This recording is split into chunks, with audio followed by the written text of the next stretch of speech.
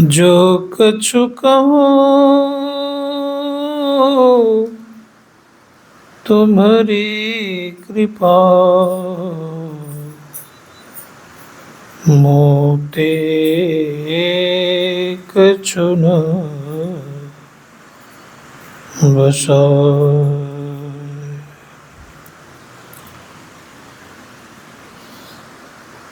विश्व ब्रह्मांड के नायक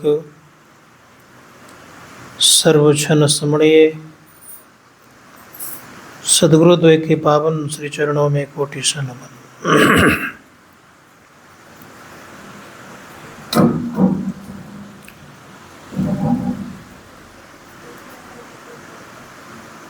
परम सम्माननीय हमारे आदरणीय विजय बाबू, समिति के पदाधिकारीगण, समवेत समादरणीय सज्जनवृंद, आदरणीय माताओं तथा भक्तिमती मानव,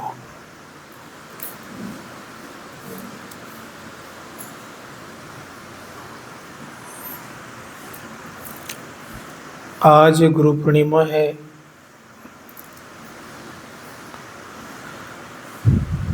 एक तरफ गुरु भक्ति है, दूसरी तरफ इंद्र की वर्षा है।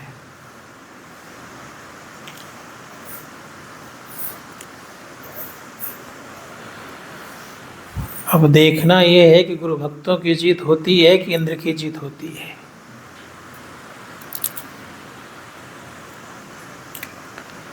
इंद्र भी बेचारे अपने जिद पर अड़े हुए हैं, हम लोग भी अपने जिद पर अड़े कि भक्ति, गुरु भक्ति मना करता, गुरु पूजा मना करके ही छोड़ेंगे।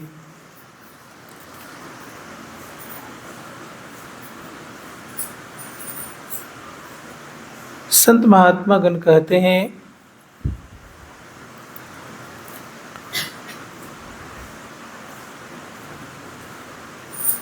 जो गुरु होते हैं, जो गुरु भक्त होते हैं,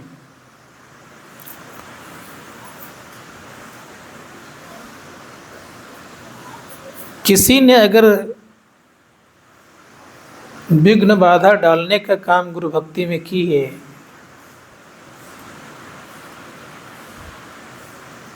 तो उसके जीवन में खैर नहीं है।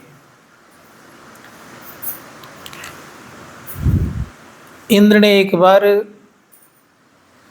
अपने गुरु बृहस्पति का थोड़ा सा अपमान कर दिया था।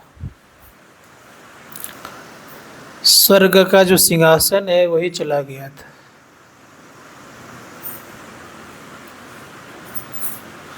तो विचार करना चाहिए कि आज गुरु भक्ति है, पानी रुक जाए तो उनकी महानता, और नहीं तो कहीं उनका स्वर्ग ना चला जाए।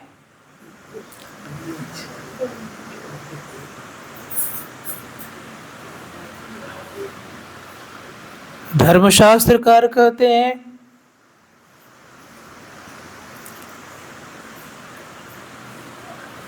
कि गुरु पूजा सर्वोपरि पूजा है।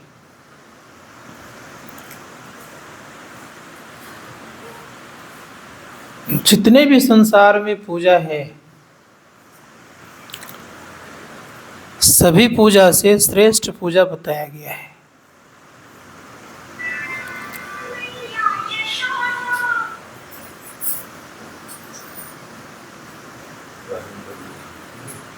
एक शास्त्र है रुद्रालय मल्ल,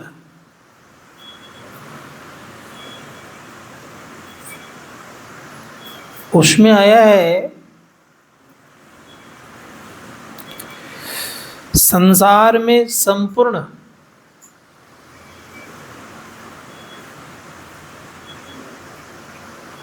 तीनों लोकों में संपूर्ण देवताओं की आराधना कर लें, और गुरु की आराधना अगर उनके जीवन में नहीं है तो आपको स्वर्ग तक भी मिलने की संभावना नहीं है।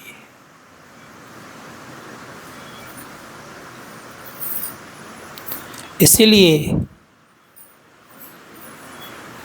लक्ष्मीपति जी महाराज कहते हैं गुरु पूजै सब देवन पूजै।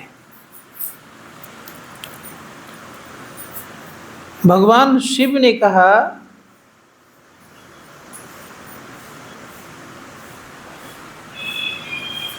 गुरु मंत्र जो है सभी मंत्रों का राजा है।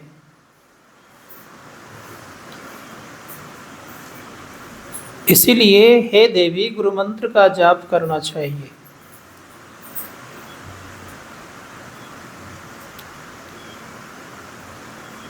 दूसरे जगह पूछते हैं कि संसार में सबसे श्रेष्ठ मंत्र कौन सा है?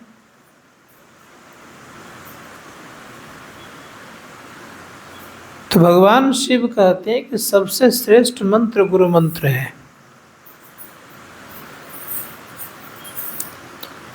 भगवान शिव ने कहा सप्तकोटि महामंत्रा चित्त विवंश कारकः एक एव गुरु महामंत्रो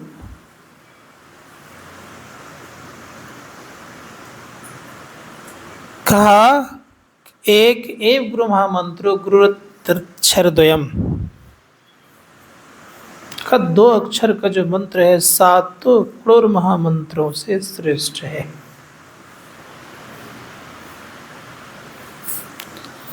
इसीलिए गुरु की वंदना सबने की है।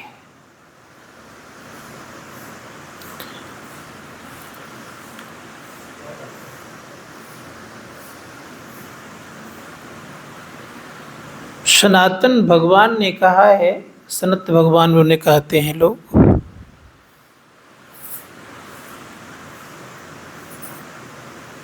कहा कि माता के समान संसार में गुरु नहीं, माता पिता के समान संसार में गुरु नहीं, गंगा के समान संसार में कोई देवता नहीं,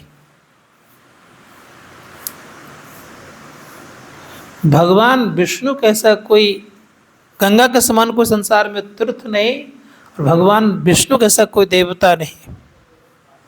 अब कह रहे हैं कि गुरु के समान संसार में और कोई तत्व नहीं, इसलिए गुरु तत्व सर्वश्रेष्ठ तत्व कहलाता है।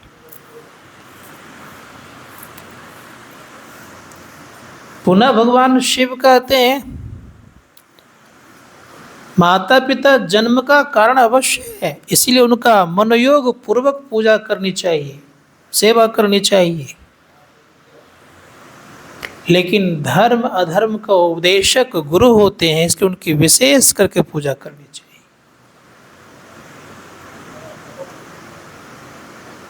इसीलिए गुरु की पूजा सर्वश्रेष्ठ है। आपने सुना होगा चरणदास जी महाराज कहते हैं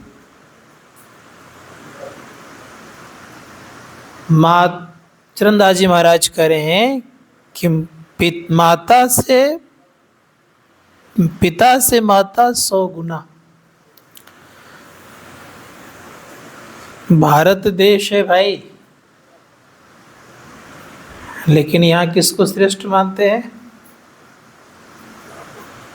लेकिन अब पलड़ा भारी हो गया है, अब नाम पहले माता का लिखाता है तब पिता का लिखाता है। लेकिन संत महात्मा लोग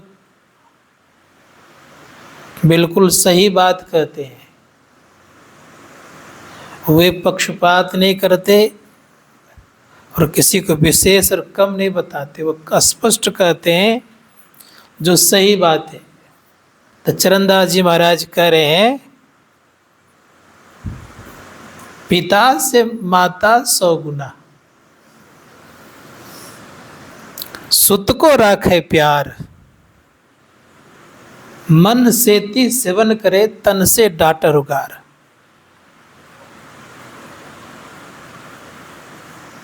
फिर कह रहे हैं माता से हरि 100 गुना, जिनते 100 गुरुदेव, प्यार करे अगुन हरे चरणदास सुखदेव। तो मैं कह रहा था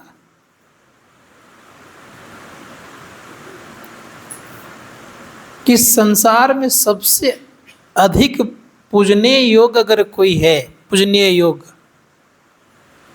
तो संत सदगुरु है।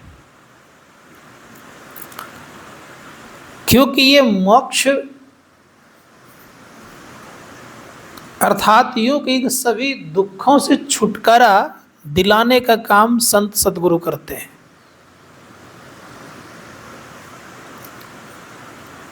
इसीलिए गुरु भक्ति करनी चाहिए। सहजो बाई तो यहाँ तक कह देती है कि मैं राम को तज सकती हूँ लेकिन गुरु को नहीं बिसर सकती हूँ। पाठ में अपने गुरु सुना, राम तजू पे गुरु ना बिसारो, गुरु के सम हरि को न निहारो। लेकिन सबसे बड़ी बात जो कही है सहजो भाई ने वो कही है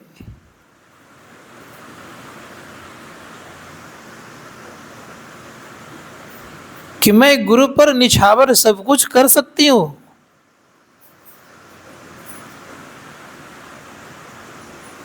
लेकिन एक बात सदैव याद रखना,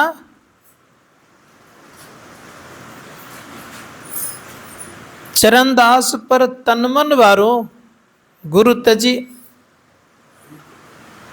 करें कि चरणदास पर मैं तनमन वार दूं, निछावर कर दूं।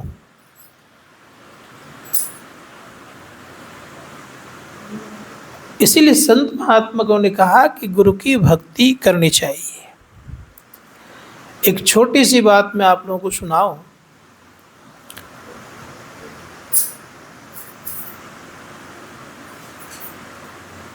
अपने गुरुदेव के संबंध में।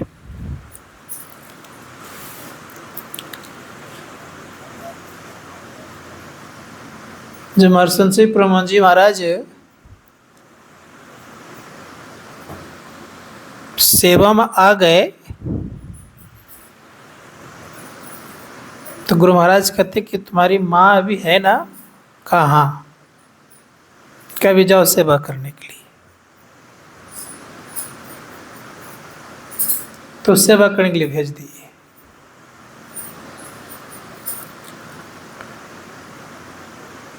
तो संजोग ऐसा हुआ, कुछ दिन के बाद अर्थात कुछ समय के बाद माँ संसार से चली गई। जब चली गई तो कहा कि फिर आ गए, कब क्या बात है? कहा माँ तो संसार से चली गई, कहा अब तुम रहो। रहे तो आजीवन रह गए, लेकिन कितना उन्होंने सेवा की वो मैं दर्शा रहा हूं केवल।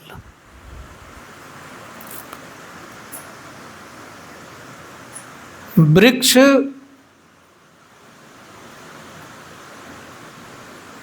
छाया छोड़ती कभी नहीं है, लेकिन सुना है मैंने कि जब धूप नहीं होगी तो छाया दिखती है। छाया दिखती नहीं है। लेकिन इनके जीवन में मैंने देखा कि धूप रहे या गर्मी रहे या नहीं रहे, कभी नहीं छोड़े। परिणाम क्या हुआ?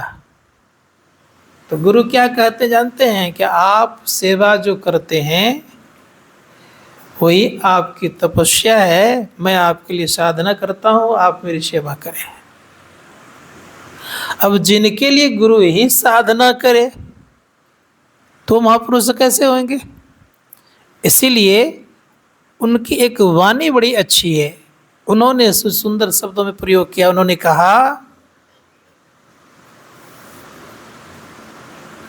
कि मानव हर हमेशा दुखों से ग्रसित रहता है, लेकिन गुरु के अगर सानिध्य में पहुंच जाता है तो उनके सारे दुख भाग जाते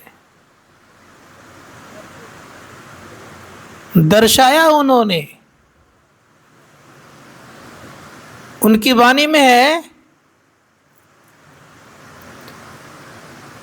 कि गुरु मंत्र को जो जपते हैं, गुरु मंत्र जप कर, ऐसे कुछ पंक्ति है, इष्ट विग्रह ध्यान कर,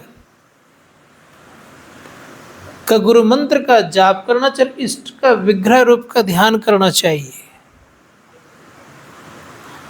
तब उन्होंने कहा कि दोनों क्रिया में जब निपुण होता है साधक, तब उनको दृष्टियोग क्रिया करनी चाहिए। इसलिए गुरु मंत्र खूब बढ़िया से जपना चाहिए। महर्षि में ही परमहंस जी महाराज को कौन अच्छे लगे,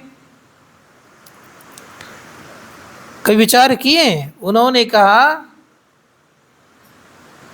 मैं ही को आन नहीं सूझा, फकत गुरु ही आधारा है। महर्षि में ही परमहंस जी महाराज कहते हैं कि मुझे दूसरे कोई नहीं सूझे। कौन सूझे? केवल गुरु ही सूझे। जिनको केवल गुरु ही दिखाई पड़ते हो तो कैसा भाग्यशाली होगा, विचार कर सकते हैं थोड़ा सा। जिन्होंने हृदय रूपी सिंहासन पर गुरु को बिठा लिया है, उनका किसी भी लोक में अहित नहीं हो सकता, सदा हित ही हित होता है। इसीलिए प्रयास करिए कि मैं गुरु को अपने हृदय रूपी सिंहासन पर बिठा के रखूं।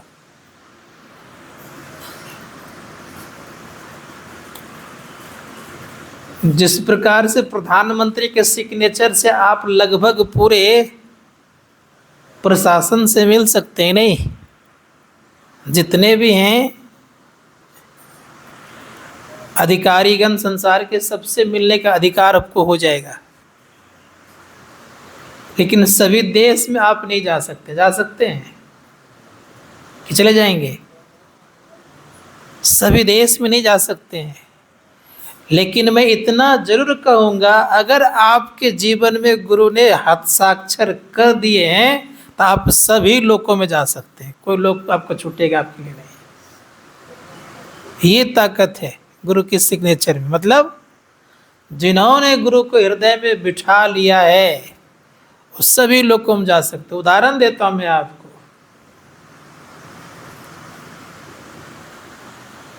जिनकी आज जन्मदिन है, महर्षि व्यास का आज जन्मदिन है, याद रखेंगे।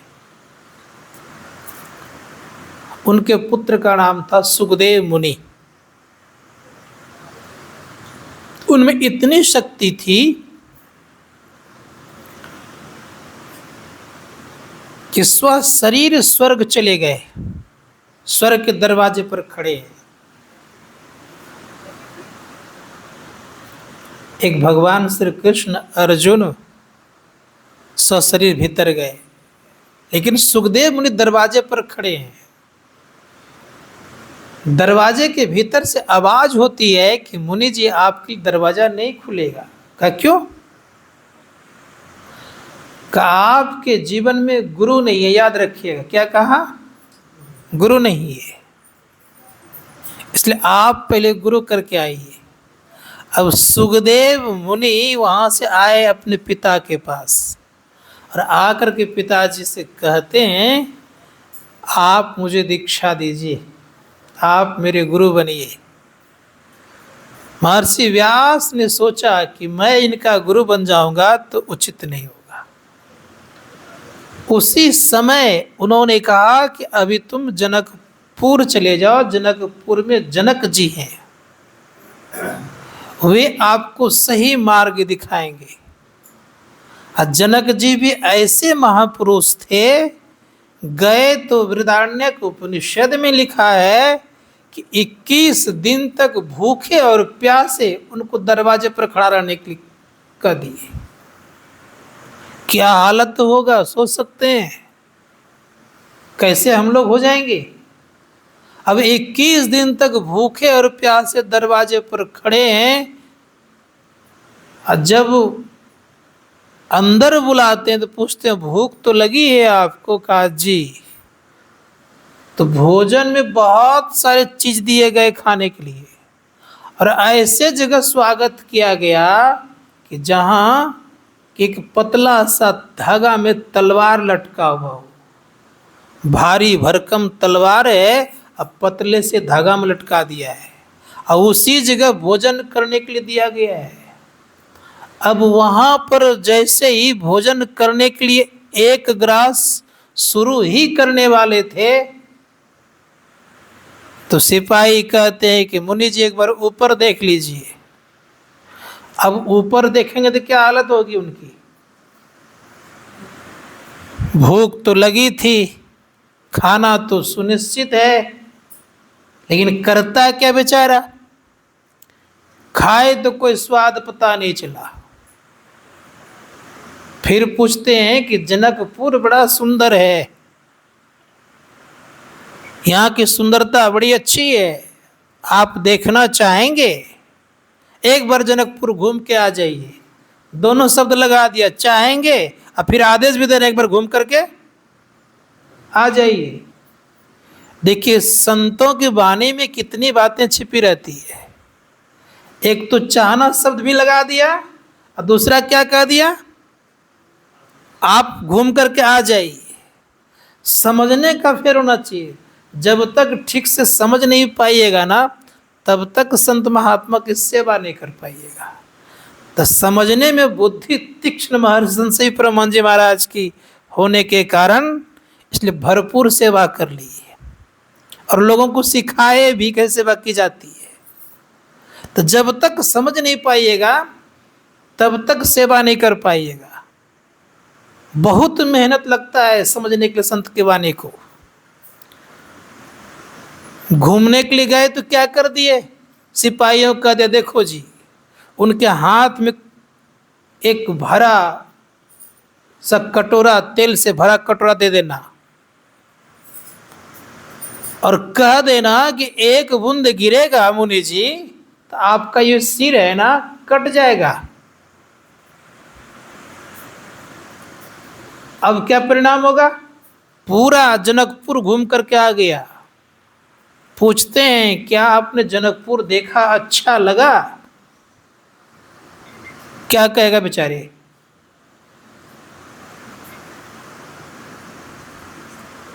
कुछ नहीं बोले, चुप के चुप रह गए।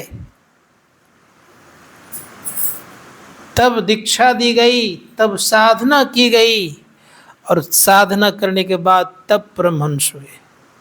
उड़ने की शक्ति थी लेकिन परमहंस नहीं थी। उड़ने की शक्ति थी, आकाश में गमन करने की शक्ति थी, लेकिन वो चीज नहीं था। मैंने यहां तक देखा है, अपने जीवन में देखा है, सुनी सुनाई बात नहीं। आग में बैठ जाते थे, मैंने आग में बैठते देखा है लोग, एकदम पूरा एकदम आग धधक रही है, उसमें बैठे हुए हैं, एक भी थोड़ा सा कपड़ा नहीं जलता था उसका कहीं।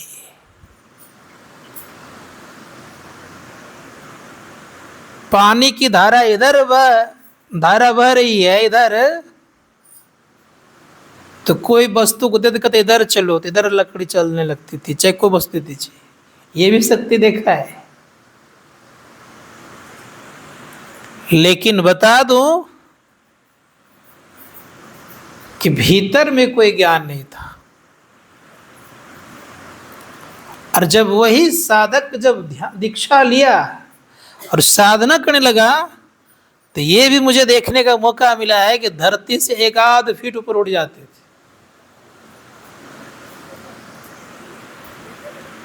अब सोच सकते हैं,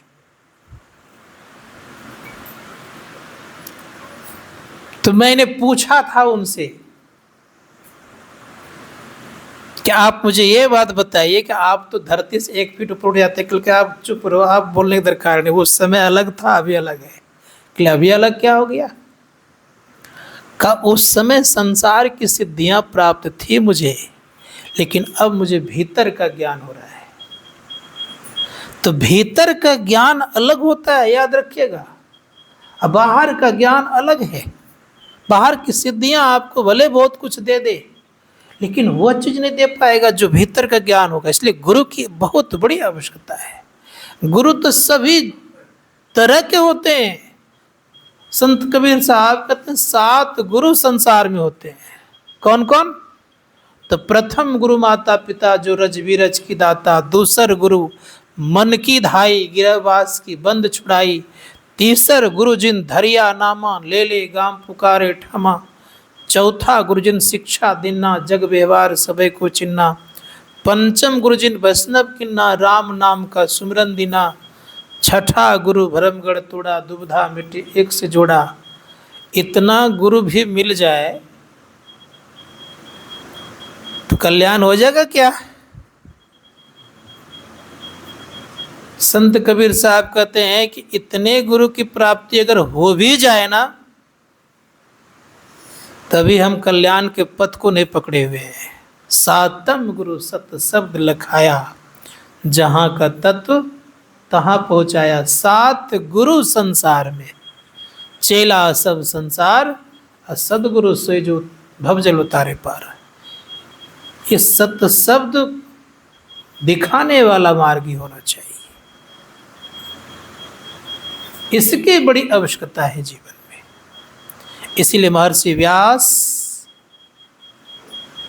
ने किनके पास भेजा अपने पुत्रों को? जनक जी के पास भेजा। जब तक हम आप, याद रखिएगा, जब तक हम आप गुरु पर समर्पण नहीं होंगे, तब तक वह रस मिलना मुश्किल है। कौन रस? जो रस गुरु ने पी करके लोगों को उपदेश किया है। हरि रस भोगी अति निशोगी, उसमें कोई शोक नहीं होता, याद रखिएगा। हरि रस पीने वाला, और हरि रस पीने वाला सहजोबाई क्या कहती है? भया जी हरि रस पी मतवारा, मतवाला हो जाता है। गुरु भक्ति में जो व्यक्ति मतवाले हो गए तो उनको सब कुछ मिल गया। कैसा मतवाला? जिस प्रकार से महर्षि में परमहंस जी महाराज हो गए, उनको और कोई नहीं सूझता था। ऐसे मतवाले ध्यान साधना करने के लिए बैठे हुए हैं, पीछे से एक व्यक्ति ने झोपड़ी में आग लगा दी, आगे से तलवार लेकर खड़े हो गए, तब भी अपना जो भी था लेकर के निकल गए। उसको कुछ नहीं कहा, धक्का भी नहीं दिया कि हट जाओ तुम। तलवार उठाया, उठा रह गया, न नीचे हुआ न ऊपर, ऊपरे रह गया।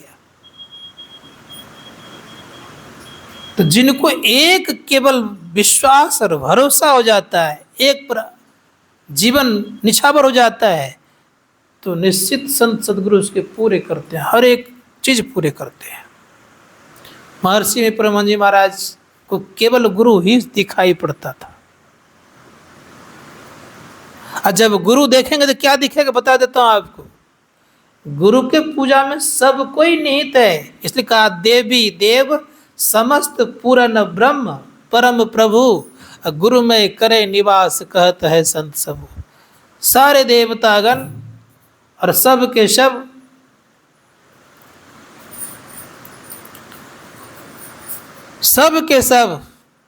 गुरु में निवास करते हैं और सबकी पूजा होती है। इस संत महात्मा ने कहा कि गुरु की पूजा मन लगा करने की चेष्टा करनी चाहिए। ऋषि मुनिगण कहते हैं कि जो गुरु की पूजा करते हैं वो साधक आगे बढ़ते हैं, अवश्य बढ़ते हैं, इसमें कोई संदेह नहीं है। गुरु की पूजा से सबकी पूजा होती है। इसलिए गुरु की पूजा कीजिए, मन लगा कीजिए। और एक बात बता देता हूं मैं आपको,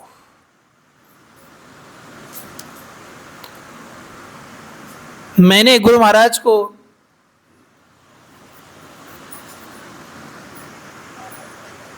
जब एक आध बार देखने का मौका मिला, दर्शन करने का मौका मिला,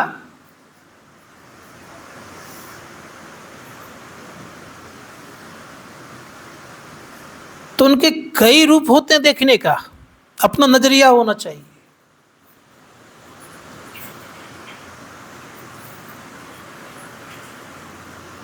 इसीलिए महर्षि व्यास कहते हैं, अपने ग्रंथों में लिखे हैं, कई ग्रंथों को उन्होंने, उसमें एक स्कंद पुराण है, याद रखिएगा। स्कंद पुराण में दर्शाते हैं, उसी में एक शिव संहिता आता है, उसी से निकला हुआ शिव गुरु महिमा का वर्णन उसी से निकला हुआ भगवान शिव और मां पार्वती का संवाद है।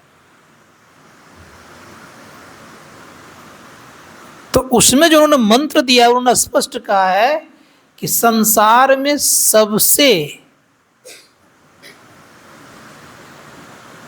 सबसे कोई अगर श्रेष्ठ है तो गुरु है। मंत्र थोड़ा बड़ा है, इसलिए मैं कहूंगा कि सबसे श्रेष्ठ गुरु है। गुरु के पूजा से आप सबकी पूजा के साथ साथ यहां याद रखिएगा कि आप किसी की पूजा से वंचित नहीं रहेंगे। जैसे उदाहरण दिया उन्होंने कि जैसे वृक्ष के जड़ में पानी देने से सब में पानी चला जाता है, उसी प्रकार से गुरु की पूजा करने सबकी पूजा हो जाती है। इसलिए गुरु की पूजा कीजिए। अब एक बात मैं और आपको प्रमाण के साथ बताना चाहूंगा। नारद जी तो बड़े अच्छे महापुरुष, सभी जगह मैसेज देने वाला कौन? कहां कहां नहीं जाते थे नारद जी? कोई ऐसा लोक है कि जहां नहीं जाते थे? सब जगह वो जाते थे।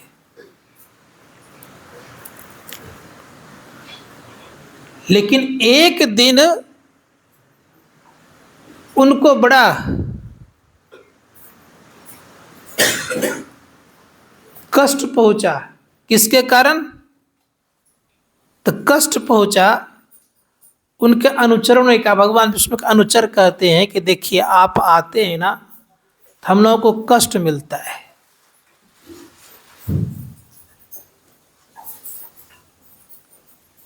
कहा क्या कष्ट मिलता है? आप जिस जगह बैठते हैं उस जगह हमको क्या करना पड़ता है, तो मिट्टी हटाना पड़ता है, फिर दूसरी मिट्टी लाना पड़ता है, फिर निपाई पुताई करनी पड़ती है। कैसा क्यों? कहो तो भगवान जन ऐसा क्यों करवाते हैं हमसे? तो भगवान विष्णु के पास पहुंचे, का भगवान हम तो आपके भक्त हैं और मैंने सुना है कि आप वहाँ की मिट्टी को हटाते हैं, फिर उसमें भरवाते हैं दूसरी मिट्टी। फिर सुना है मैंने कि उसकी निपाई पुताई करवाते हैं, सफाई करवाते हैं। क्या मैं यहाँ आने योग्य नहीं हूँ? अछूत तो नहीं हूँ मैं?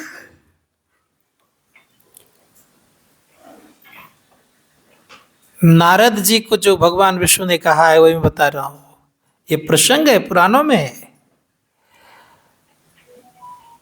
कहा नारद जी वास्तव में आप अछूत हैं। कहा कैसे? कहा आपके जीवन में गुरु नहीं है। अब सोच सकते कौन अछूत हो गए? कहने का आवश्यकता तो नहीं है मुझे विशेष।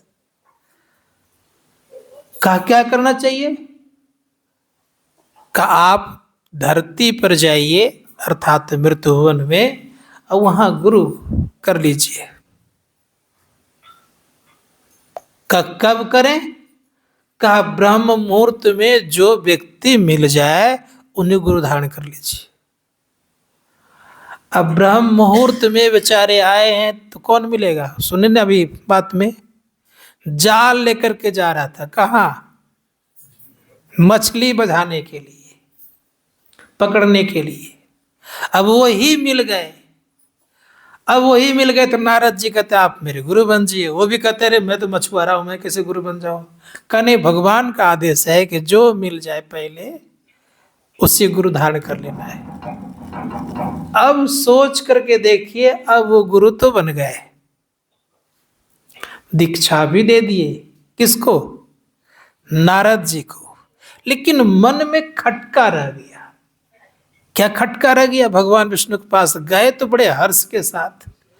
भगवान विष्णु ने पूछा, क्या हाल चाल है, ठीक ठाक है? आपने गुरु धारण कर लिया? कहा, भगवान मैंने गुरु धारण तो कर लिया, लेकिन क्या? लेकिन यही गुरुदेव, लेकिन यही भगवान कि मछुआरा मिला। कहा, आपने गुरु का अपमान किया, जाइए आपको 84 लाख प्रकार के योनियों में भ्रमण करना पड़ेगा। अब बेचारे घबरा गए। 84 का जो दुख होता है ना, बहुत खतरनाक दुख होता है, याद रखिएगा। कहा, क्या किया जाए? कहा, अब उन्हीं गुरु के पास है, वही को उपाय बताएंगे तो बताएंगे, दूसरा को संसार उपाय नहीं बताएंगे। अब वहां आए, गुरु को याद किए तो गुरु आ गए सामने में। कहा, क्या बात है, कहिए। कहा, भगवान ने मुझे थोड़ा सा आपका अपमान मैंने किया, और अपमान करने के कारण मुझे भगवान ने श्राप दे दिया। कहा, आपको 84 लाख प्रकार की जोनियों में चक्कर काटना पड़ेगा। अब मैं क्या करूंगा? 84 लाख को भ्रमण करने में 2.25 अरब वर्ष लगते हैं प्रभु। अब 2.25 अरब वर्ष लगते हैं, तो अब विचार करके देखिए क्या मेरी जिंदगी होगी। ये जो मैं सबको मैसेज पहुंचाता हूं, ये मैसेज पहुंचाना मेरा बंद हो जाएगा। और सब लोगों में भ्रमण कर लेता हूं, अब मैं क्या करूं?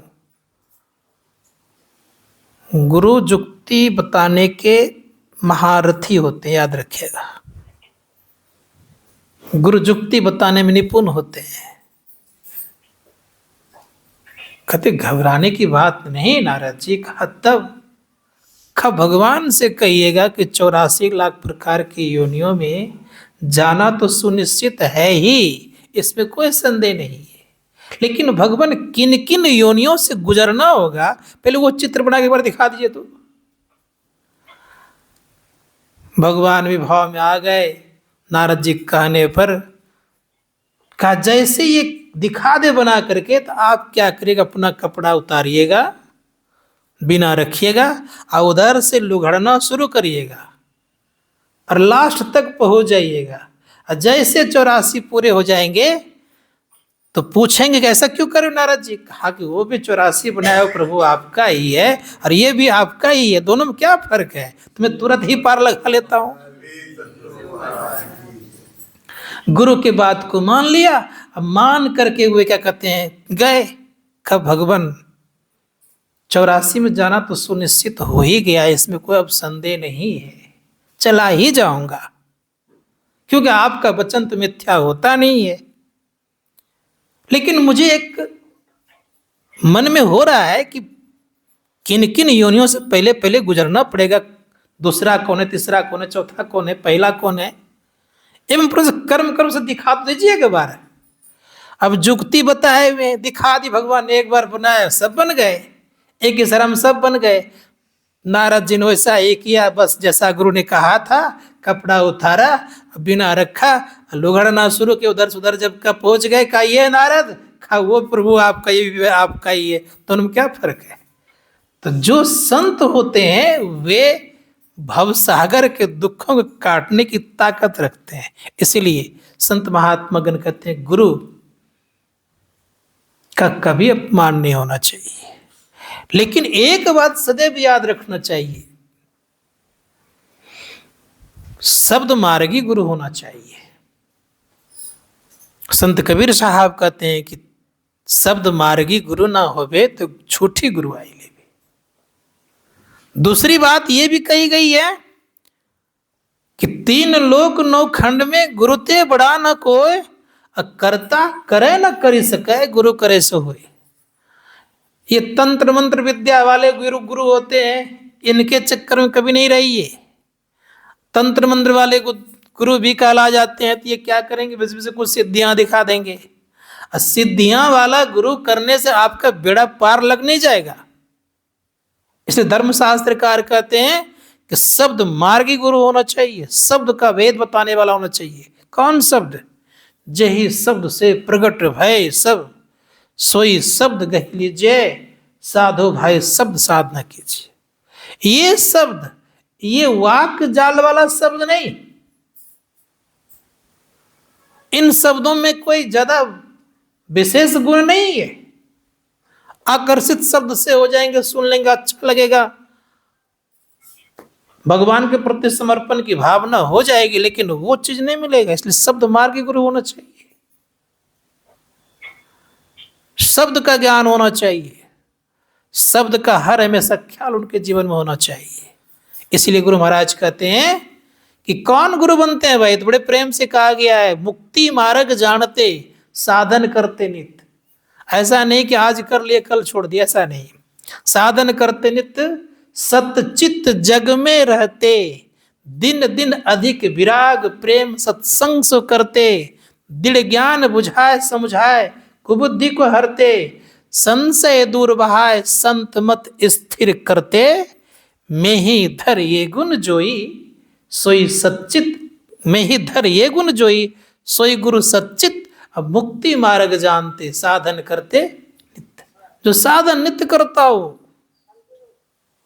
जब तक ऐसे गुरु ना मिल जाए तब तक जीवन सार्थक नहीं है। इसलिए गुरु कैसा होना चाहिए? तो शब्द मार्गी होना चाहिए, शब्द का ज्ञान होना चाहिए। और शब्द में कैसा? शब्द में जिनका मन लग जाता है तो मनिल वासना चली जाती है, वासना रहती नहीं उनके जीवन में, खड विकार जित हो जाते हैं साधक एक दिन। इसलिए संतों ने कहा कि ऐसी स्थिति होनी चाहिए। इसे धर्मशास्त्रकार कहते हैं कि जीवन में अगर कल्याण चाहते हैं तो गुरु शब्द मार्गी होना चाहिए। और थोड़ा सुन लीजिए, थोड़ा सा आज, गुरु क्या नहीं कर सकते संसार में, याद रखिएगा। मुझे एक बार की याद है, हर एक भक्तों के दुख को दूर करने की क्षमता रखते हैं।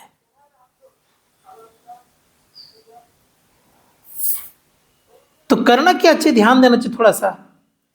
धर्मशास्त्रकार कहते हैं कि आप किसी भी परिस्थिति में रहें, किसी परिस्थिति में गुरु का भजन नहीं त्यागना चाहिए। तो जो व्यक्ति गुरु का भजन त्याग देता है, गुरु से दूरी बना लेता है, तो उनके बहुत काम रुक जाते हैं। संत महात्मा गण कहते हैं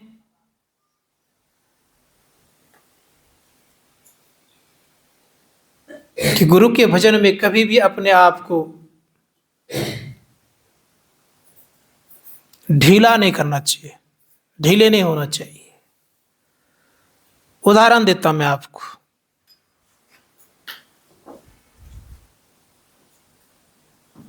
मुंगेर में एक बार की घटना है। एक सज्जन थे मुंगेर जिला में, गुरु के प्रति अटूट श्रद्धा रखते थे, समर्पण की भावना भी थी।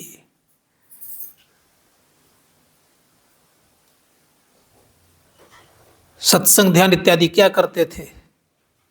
लेकिन बता दूं मैं आपको,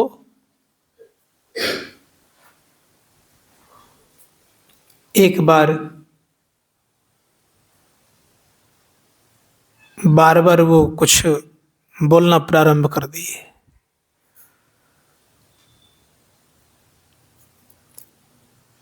तो कहा, गुरुदेव ये जीवन आपके द्वारा ही मिला है। एक बार बोला तो चल गया, 2-3 बार ऐसे ऐसे कुछ शब्द का प्रयोग कर दिए।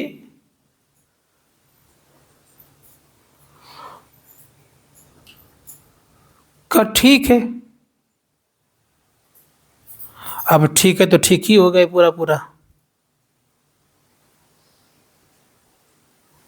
का जिस हेतु आपको जीवन मिला है, याद रखिएगा, उस काम को किया कीजिए, इतना एक दिन कह दिए।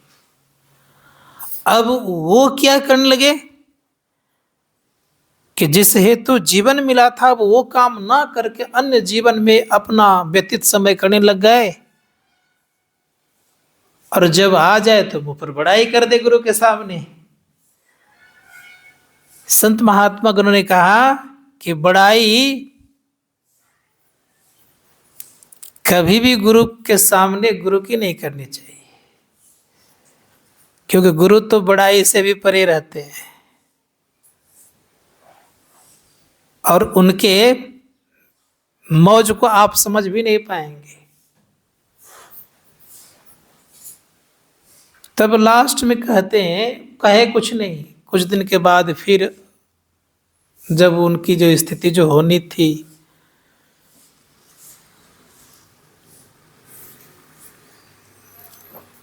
कहने में बनता नहीं है, लेकिन स्थिति थोड़ी सी बिगड़ गई तो बिगड़ गई पूरी तरह से। क्या बिगड़ गई? जिनको बार बार कहते थे कि आप ही के चलते जीवन मिला है, फिर वो बेचारे संसार से चल बसे, तो बड़ा दुख हुआ, उनको दुख हुआ। तो उन्होंने कहा कि देखिए, दो महापुरुषों के जीवन में याद रखनी चाहिए।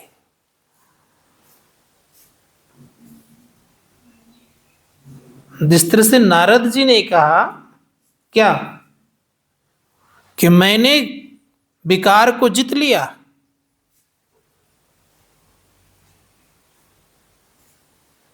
उसी प्रकार से गुरु के सामने प्रशंसा बार बार करना अपनी ठीक नहीं होती है।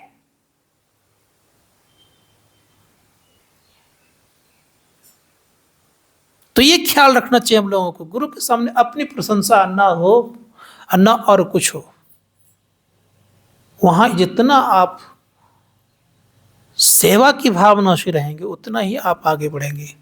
तो मैं कहा आपको यह बात कि महर्षि व्यास के पुत्र सुखदेव मुनि 21 दिन तक जब सेवा में हाजिर रहे तब उनको दीक्षा मिला। तो अब आप सोच सकते हैं कि हम आपकी क्या हालत होगी। कितनी शक्तियां उनमें थी, आकाश मार्ग में उड़ते थे, स्वर्ग चले गए, किससे? स्वशरीर लेकर के। इतनी शक्तियां होने के बावजूद भी गुरु के सामने किस तरह समर्पण है, ये देखिए,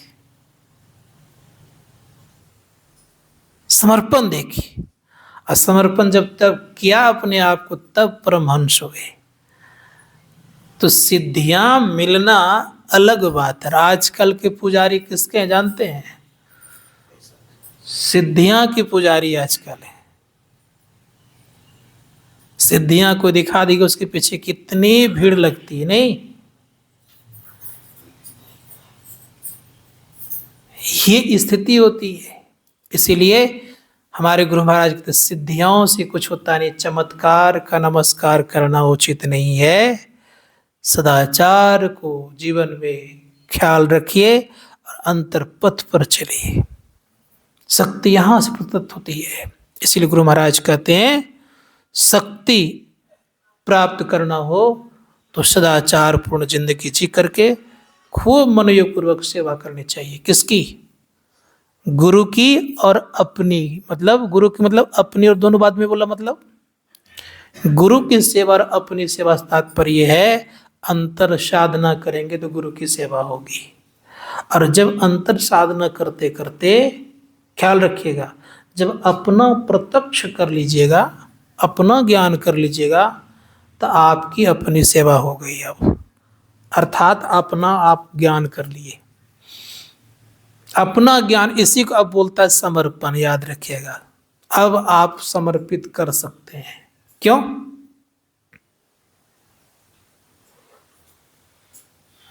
समर्पित क्यों कर सकते हैं आप? आपने मन को जीत लिया। इसीलिए गुरु नानक देव महाराज ने कहा, ऐसी सेवा सेवकु करे जिसका जीव तिसु आगे धरे। जैसा था वैसा लुटा दी, ये है सेवा। और ये सेवा करे तो आप क्या बन गए? शिष्य रह गए? क्या हो गया?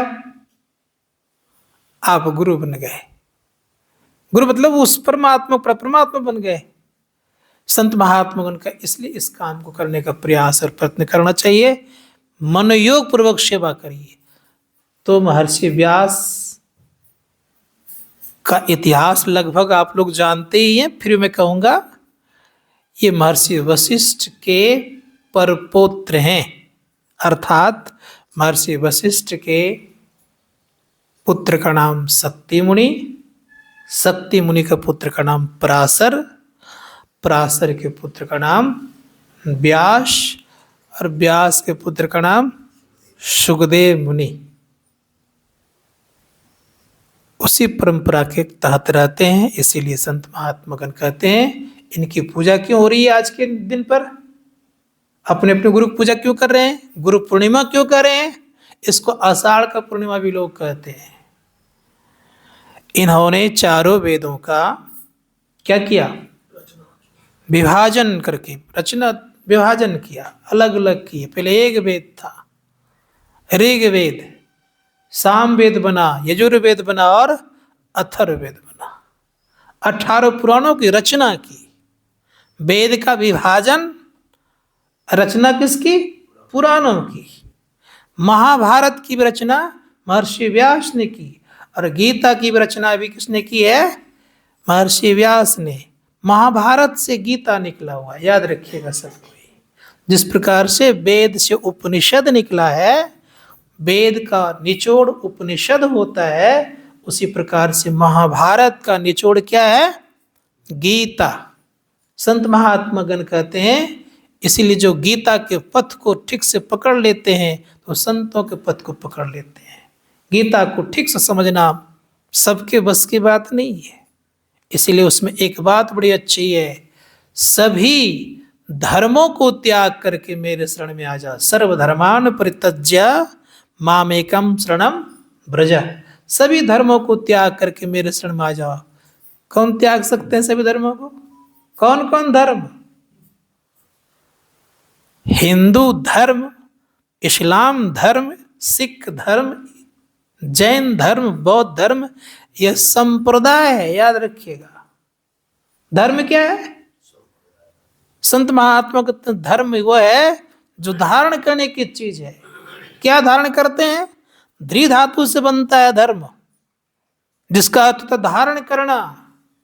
तो स्वधर्म क्या है ये जानना होगा। इसलिए कहा स्वधर्म सुखाय च, पर धर्म भयावह।